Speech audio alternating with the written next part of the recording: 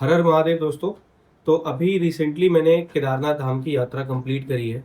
मैं गया था 26 तारीख को दिल्ली से केदारनाथ। मैं बाय रोड गया था।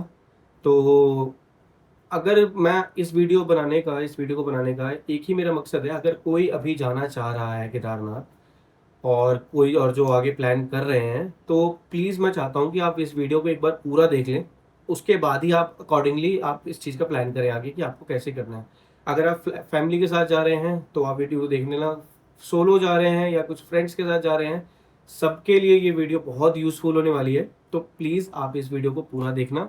आपको बहुत कुछ जानने को मिलेगा कि इस केदारनाथ यात्रा में क्या क्या कठिनाइयाँ हैं, क्या क्या आपको देखने को मिलेगा, कैसे आपको ये ट्रिप पूरी करनी है, सारा कुछ एवरीथिंग, खर्चा कितना हुआ, आना जाना, वहाँ पे ट्रैकिंग कैसी है, डिफ़िकल्टीज़ क्या-क्या है, सारा कुछ मैं आपको इस वीडियो में बताऊँगा। बस आप इस वीडियो को पूरा देखना। और हो सकता है कि मैं कुछ चीज़ें ऐसा बोल जाऊँ, जो आप लोगों को शायद बुरी लग जाए या अ, किसी को भी बुरी लग सकती है, तो उसके लिए हाथ जोड़ के क्षमा प्रार्थी हूँ मैं। क्योंकि जो चीज़ मेरे साथ हुई है, वो तो मैं आपको बताऊँगा ही बिना किसी से डरे या कुछ भी, जो भी हो। तो प्लीज़ आप इस वीडियो को पूरा देखना। अगर आप लोग अकॉर्डिंगली अच्छे से, अगर आप चाहते हो कि आपकी यात्रा मंगलमय हो, तो आप इस वीडियो को पूरा देख के जाइएगा। तो मेरी यात्रा शुरू होती है दिल्ली से। तो मैं सोलो नहीं गया था, मैं फ्रेंड्स के साथ गया था। हमारा पूरा ग्रुप था, करीब-करीब 18-19 लोग थे हमारे ग्रुप में। तो हम लोगों ने रात में जर्नी स्टार्ट करी थी। रात में हम लोग निकले थे बोटैनिकल गार्डन से, और सुबह हम लोग पहुंच गए थे आपका फाटा, जो कि पहला स्टे हमारा वहीं था। उससे पहले हमने थोड़ा सा हमने जो संगम है, देवप्रयाग में संगम, हमने वहाँ पे दर्शन किए थे।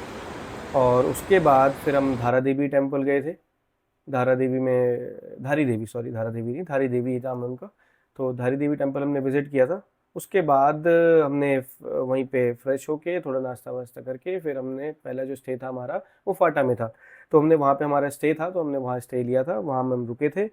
फिर नेक्स्ट डे सुबह शाम हो गया था हमें पहुँचते पहुँचते वहाँ पे अपने स्टे पे। तो हमने रात में वहीं पे रेस्ट किया था। उसके बाद हम अगली मॉर्निंग वहाँ पे सुबह ट्रैकिंग के लिए निकल गए। तो वहाँ से हम लोग सीतापुर तक गए थे, जो कि सोनप्रयाग का एक बस स्टॉप है। वहाँ तक हमने जर्नी करी थी। तो जब हम वहाँ पे गए थे तो थोड़ा सा हमें आइडिया लग गया था कि किस लेवल का यहाँ पे ट्रैफिक है। और ट्रैफिक के चक्कर में ही हम लोगों ने रात में जर्नी अपनी स्टार्ट करी थी। हमने करीब करीब वहाँ से, आप ये लगा लीजिए कि 2 या 1 1 2 बजे हम रात में निकल गए थे। तो उसके बाद वहाँ से 26 किलोमीटर पड़ता है सोनप्रयाग फाटा से। तो वहाँ पे हम लोग तो पहले ही, उससे पहले ही हमें ना थोड़ा सा ट्रैफिक मिल गया था, तो हम पहले ही उतर गए थे वहाँ से। तो 2 3 किलोमीटर हम लोग पैदल चल के सोनप्रयाग तक गए थे। सोनप्रयाग से गुप्त काशी, जो कि अगर आप बोलना चाहे तो गौरीकुंड भी बोल सकते हैं, गौरीकुंड के लिए हमने टैक्सी किया था, जो कि गवर्नमेंट की होती है, आप अपनी टैक्सी नहीं ले सकते। जो मतलब प्राइवेट व्हीकल है वो आपकी सोनप्रयाग तक ही जाएगी। सोनप्रयाग में अपना सीतापुर बस स्टॉप पड़ता है, और पार्किंग आपको वहीं मिलेगी। उसके बाद आपको फिर गवर्नमेंट का जो टैक्सी है, जो जीप चलती है वहाँ पे, 50 रुपये पर पर्सन के हिसाब से ले जाते हैं। वहाँ जाके पता चल गया मुझे, मतलब वहाँ मुझे पूरा पूरा आइडिया हो गया कि उधर क्या हिसाब किताब है, कितनी वहाँ भीड़ है। जो भी है मुझे वहाँ पता चल गया। मुझे ये पता चल गया कि भीड़ वहाँ पे कितनी है। क्योंकि वहाँ जो लोग टैक्सी में जो बैठ रहे थे वहाँ पे, वो मतलब ऐसा नहीं था कि एक सिस्टमेटिक तरीके से आप जाओगे और आपको बैठने को मिल जाएगा। वहाँ लोग एक दूसरे के ऊपर चढ़ रहे हैं। मतलब आप ये लगा लीजिए कि वहाँ बिल्कुल एक तरीके की मारामारी हो रखी थी कि जो पहले जाएगा आप उसको बैठेगा। और एक टैक्सी में कैपेसिटी थी 7 से 8 लोगों की। और वहाँ पे आप मानोगे नहीं, वहाँ पे कम से कम 20-20 लोग एक टैक्सी में भर भर के जा रहे थे। इवन जो मैं गया था, तो टैक्सी का जो गेट है लास्ट वाला, वो खुला ही हुआ था। जो जीप का गेट था हमने बंद भी नहीं किया था। और मेरे जहाँ पे बैठने की जगह 4 लोग ही थी, वहाँ पे 8 से 9 लोग बैठ के गए थे। खुद ही आप सोच सकते हैं कि वहाँ की स्थिति क्या होगी। उसके बाद जैसे तैसे हम लोग गौरीकुंड पहुंचे। वहाँ पे एक रजिस्ट्रेशन आपको कराना पड़ता है। तो वहीं पे जैसे जहाँ पे आपको टैक्सी ड्रॉप करेगी, 100 या 200 मीटर आगे जाके वहाँ पे एक पूरा सा आपका बना हुआ होगा, जहाँ पे आप लोग अपना रजिस्ट्रेशन करा सकते हैं। रजिस्ट्रेशन कराने के बाद हम लोग निकल जाते हैं ऊपर की तरफ। अभी एक टोकन लेना बाकी था, जो कि हमें ऊपर मिलता है। दर्शन के लिए टोकन एक होता है, वो ऊपर मिलता है। तो हम यहाँ से निकल गए। अब रास्ता तो स्टार्टिंग में तो ठीक था कि चलो ज्यादा भीड़ नहीं थी, लेकिन जैसे जैसे हम लोग आगे बढ़ गए, जैसे गौरीकुंड आया, तो पैदल का रास्ता ही है, पैदल चलते चलते हम लोग गौरीकुंड पहुंचे। भीड़ तो वहां से ही स्टार्ट लग गया कि हाँ भीड़ तो है। धीरे धीरे स्टार्ट कर दिया हमने जर्नी। चढ़ते चले गए, चढ़ते चले गए। तो 3 4 किलोमीटर तो ज्यादा पता नहीं चला। उसके बाद जो ट्रैकिंग है वो बहुत ज्यादा हार्ड हो गई। और भीड़ बहुत ज़्यादा हो गई। उसके बाद हमें परेशान करना शुरू कर दिया इन खच्चर ने। जो खच्चर चल रहे थे, पिट्ठू चल रहा था, और वो बड़े-बड़े जो ट्रॉली होते हैं ना, जो 4 लोग एक आदमी को उठा के ले जाते हैं, वो। तो जगह तो छोटी ही थी, जगह बहुत छोटी थी, उसी में आप ही को चल आपको भी उसी छोटी जगह में चलना है, मतलब करीब-करीब आप ही लगा लीजिए 5 या 6 फीट की जगह होगी मैक्स टू मैक्स, या 8 फीट की मान लीजिए आप, ज़्यादा से ज़्यादा इतनी। उसी में आपके पिट्ठू भी चल रहे हैं, उसी में आपका घोड़ा भी चल रहा है, उसमें आपका ट्रॉली भी चल रहा है। और आप घोड़े को ये मत सोचना, पिट्ठू खच्चर को ये मत समझना कि बहुत कम तादाद में होंगे, ये बहुत ज़्यादा थे। और सबसे ज़्यादा इसी ने हमें परेशान किया है। और बीच-बीच में जब बारिश हो जा रही थी, तो इनका जितना भी मलबा था, जो इनका जो लाइटिंग इन्होंने कर रखा था रास्ते पे, जब ये घोड़े चल रहे थे, तो जो छींटे पड़ रहे थे वो हमारे शरीर पे पड़ रहे थे, हमारी बॉडी पे पड़ रहे थे। कितनी बार तो मुँह पे भी आ रहे थे, सर पे आ रहे थे, हाथ पे आ रहे थे, और जो आपने सामान ले रखा था उस पे भी आ रहे थे। तो बहुत ज़्यादा इन चीज़ों ने तो मुझे तो पहले तो स्टार्टिंग में बहुत परेशान किया। ऊपर चलते चले गए हम लोग, 2 किलोमीटर, 3 किलोमीटर, 4 किलोमीटर हम लोग ऊपर चले गए। उसके बाद रामबाड़ा का एक ब्रिज आता है। उसके बाद से आप ये लगा लीजिए आपकी चढ़ाई और कठिन हो जाती है। भीड़ भी बढ़ जाती है वहाँ से, और चढ़ाई भी आपकी बढ़ जाएगी, और जो ये खच्चर का जो है, ये भी आपका बहुत सर दर्द होने लग जाएगा आपका इस चीज़ में। हम तो जा रहे थे, हम तो, और इस रास्ते में मुझे देखने को मिला कि कई लोग, बूढ़े लोग भी थे, बच्चे भी थे, और लेडीज़ भी थी। लेकिन परेशानी बहुत ज़्यादा हो रही थी, हद से ज़्यादा परेशानी हो रही थी, क्योंकि कोई लोग प्रॉपर उसमें आया नहीं था, कि सबको लगा था कि ये तो ट्रैकिंग है, नॉर्मल सी ट्रैकिंग है, लेकिन ऐसा कुछ भी नहीं। सब बहुत ज़्यादा परेशान हो गए थे वहाँ जाके, क्योंकि भीड़ बहुत ज़्यादा हो रखी थी। को लगता है इस ट्रैकिंग में, मतलब किसी को भी अगर थोड़ी सी ब्रीदिंग प्रॉब्लम है, तो नीचे ऑक्सीजन सिलेंडर्स मिलते हैं, अवेलेबल होते हैं, आप उसको खरीद सकते हैं। इस चीज़ में आप बिल्कुल भी कोताही ना करें, ठीक है। अगर आपके साथ कोई ओल्ड एज आपकी मदर है, या आपके साथ कोई ऐसा फ्रेंड है जिसको ब्रीदिंग प्रॉब्लम हो सकती है, तो प्लीज़ आप उनको लीजिए, क्योंकि ऊपर जो लास्ट के 3 किलोमीटर थे, जो लास्ट के 3 किलोमीटर बचे थे, जब मैं ऊपर पहुंचा तो मुझे बहुत कुछ देखने को मिल गया। वहाँ पे लोगों की डेड बॉडी तक मुझे देखने को मिल गई।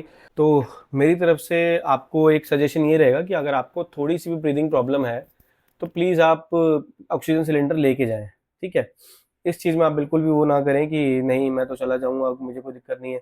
और अगर आप लोग ग्रुप में जा रहे हैं, स्पेशली उनको बता रहा हूँ जो लोग ग्रुप में जा रहे हैं, स्पेशली यंगस्टर्स के लिए मैं आपको बता रहा हूँ कि अगर जो लोग जा रहे हैं, तो कभी-कभी क्या होता है कि इन लोगों में रेस लग जाती है कि मैं पहले जाऊँगा तो मैं पहले जाऊँगा।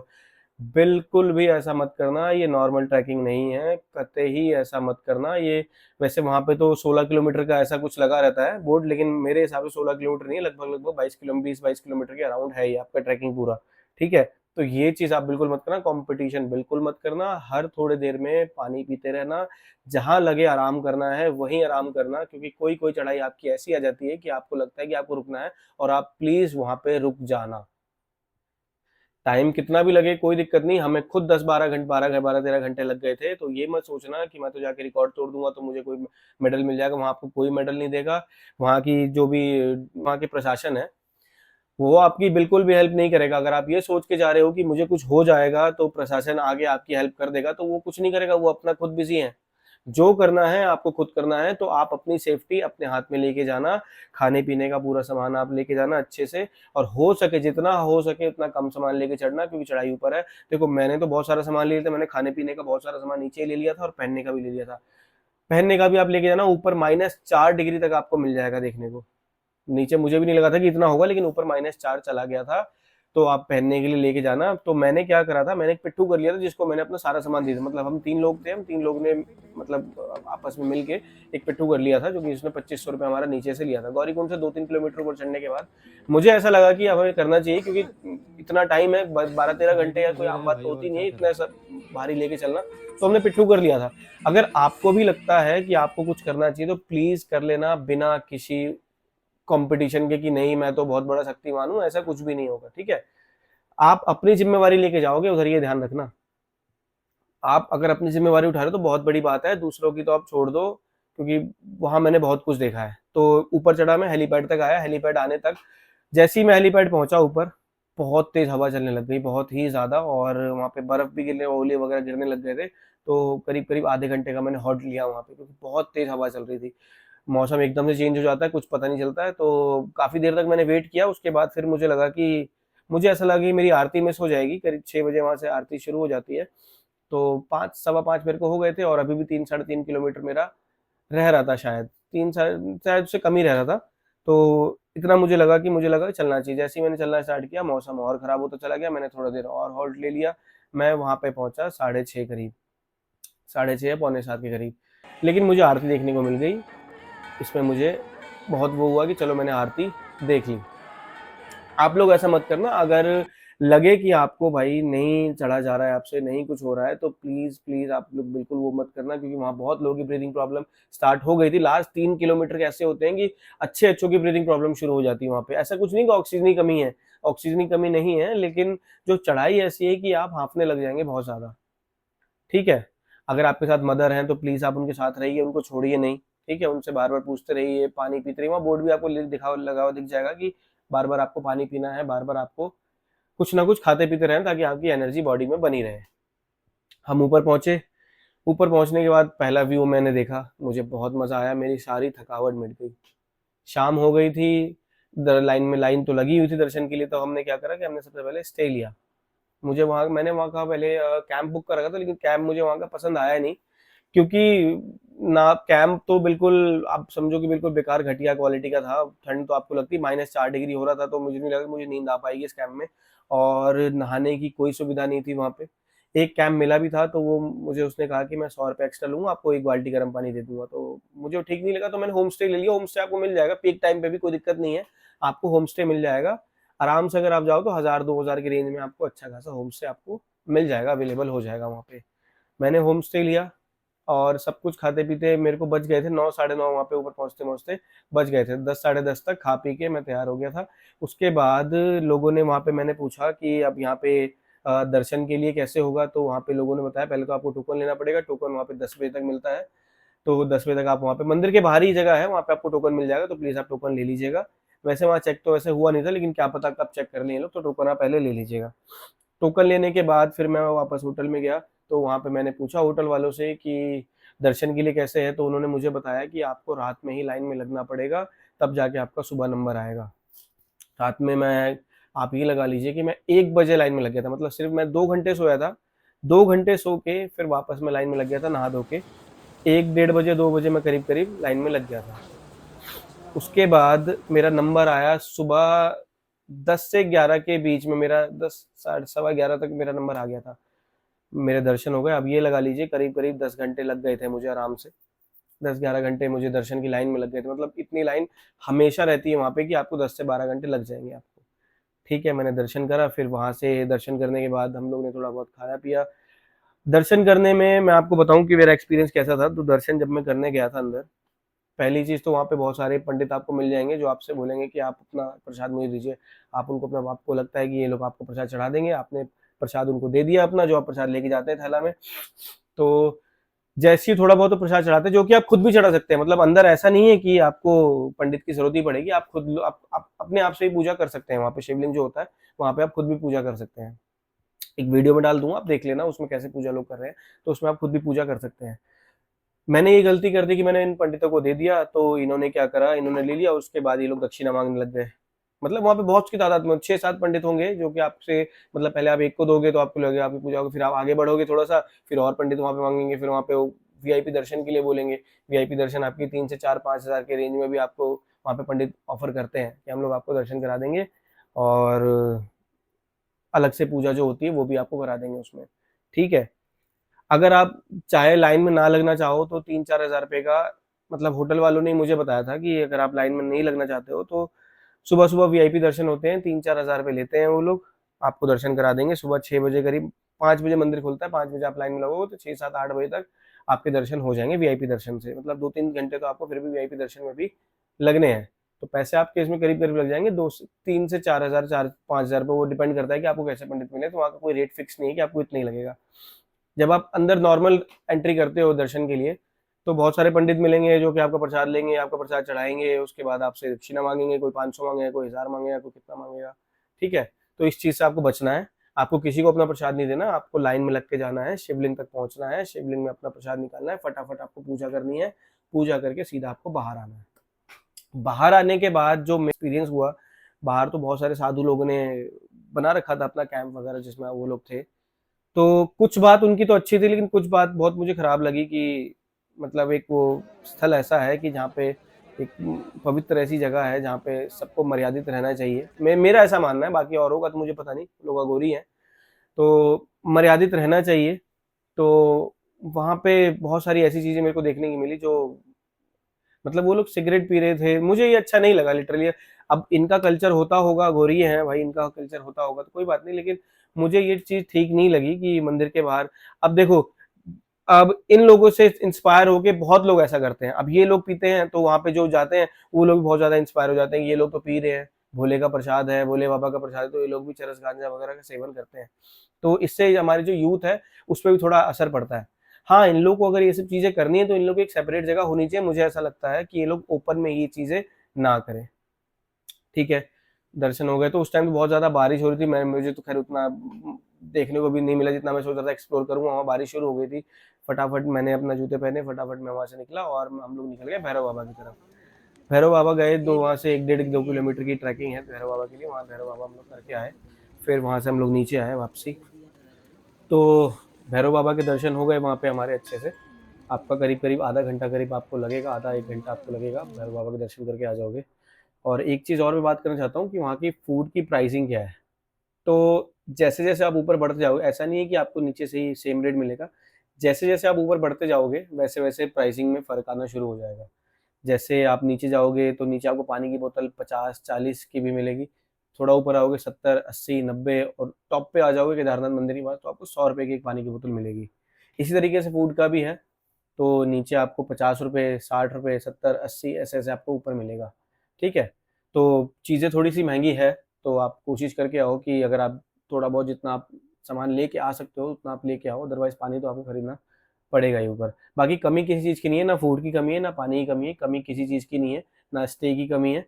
भीड़ है, लेकिन कमी किसी चीज़ की नहीं है। हाँ, एक चीज़ और वहाँ पे जो मेरे को बहुत बुरी लगी, वो चीज़ लगी वहाँ का कूड़ा।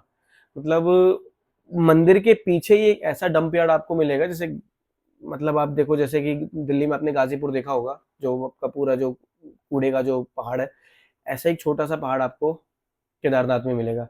और वहाँ का प्रशासन भी ऐसा है, मैं आपको एक वीडियो आप देखो इसमें, वीडियो में आपको दिखा रहा है।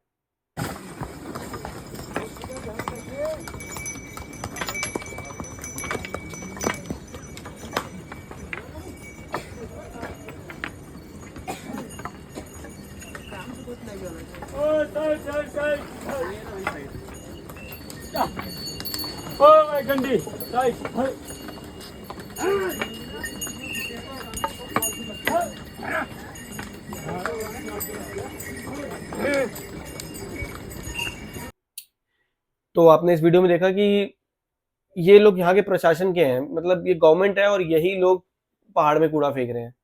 तो मुझे लगता है कि जो 2012 में जो त्रासदी आई थी, जो ट्रेजेडी हुई थी, वो एक कारण ये भी हो सकता है कि हम नेग्लिजेंस बहुत ज़्यादा कर देते हैं इस चीज़ को लेके। हमें जो कूड़ा हम लोग पहाड़ में बहा रहे हैं, हमें इसका कुछ और दूसरा एक तोड़ जवाब मतलब एक दूसरा अल्टरनेटिव देखना चाहिए कि सारे कूड़े कहीं और हम लोग डंप कर पाएँ।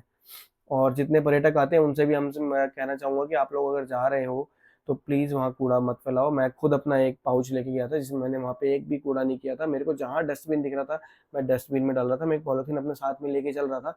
उस पॉलीथीन में ही मैं अपनी सारी चीज़ें रख रहा था। मैंने बाहर एक भी कूड़ा नहीं फेंका। तो आप लोगों से भी मैं एक ये रिक्वेस्ट करूँगा कि आप लोग अगर चाहो तो ऐसा मत करना कि आप लोगों ने जो चीज़ जहाँ खाया आपने वहीं फेंक दिया। तो वो चीज़ वो वहीं पड़ी रहेगी क्योंकि वो पहाड़ है, वहाँ कोई सफाई करने नहीं आएगा। ठीक है? तो जगह-जगह आपको डस्टबिन दिख जाएँगे, तो हो सके तो आप डस्टबिन में डालो। वैसे उसमें डालने का कोई फ़ायदा नहीं है, ये लोग उठा के वापस चीज़ें डंप कर देते हैं पहाड़ में ही। ये चीज़ मैंने देखा तो मुझे बड़ा बुरा लगा। तो कमेंट से मैं ये कहना चाहूँगा कि प्लीज़ इसके लिए थोड़ा कुछ दूसरा अल्टरनेटिव आप सोचो, क्योंकि आप लोग भी वही कर रहे हो जो वहाँ के पर्यटक कर रहे हैं। अब हमने ऊपर दर्शन कर लिए, सारा कुछ हो गया, अब हम नीचे से आने लग गए। नीचे जब हम आ रहे थे तो पहले तो स्नोफॉल हो गई बहुत ज़्यादा और मौसम पूरा चेंज हो गया, बारिश बहुत तेज़ हो गई, तो 1 डेढ़ घंटा तो मैं वहीं रुका रहा। ठीक है? शाम हो गई थी वहाँ पे, करीब-करीब आप लगा लीजिए 4 बज गए थे।